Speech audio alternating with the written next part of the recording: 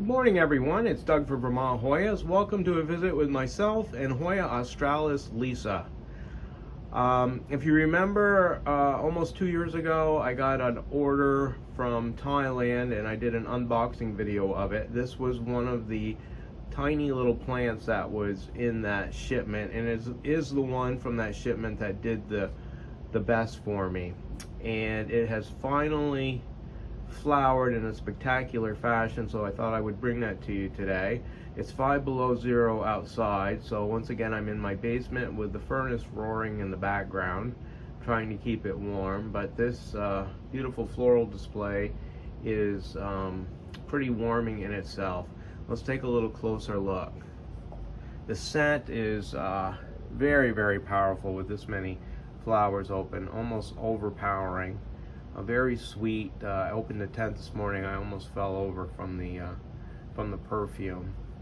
But you can see that it's flowering on 3 different panicles. Actually, there's a 4th over here too. So when this thing decided to flower, it really flowered. What can I tell you about this? It won't flower under 14 or 15 hour days from grow lights. I had it abort buds a number of times, and I finally moved it to a tent with 12-hour day length. It budded right up and quickly flowered. So if you want to flower this, and by the way, this plant has never been grown in sunlight. It's only seen artificial light. So it's a great Hoya for light garden, but just keep in mind that you need to have 12-hour day length to get this thing to flower. But just a wonderful plant, grown mostly for the leaves. Look how gorgeous they are. I think this came into the trade about 2004, 2005. I don't know who created it. I don't think it was a something that they found in nature. I think they manipulated the DNA of a Hoya australis to come up with this. But whatever they did, this one here was a winner.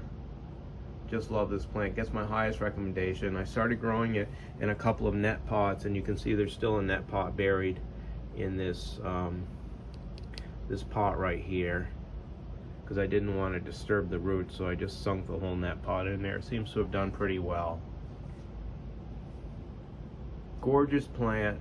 Glad I got it. I usually resist variegated Hoyas, but this one here I just decided to fill out an order, and it turned out to be the best plant in the entire order. So that's it. I thank you for taking your time and visiting with myself and Hoya australis Lisa, and I'll be back really soon with more great Hoyas and Hoya growing tips. Thanks again for watching.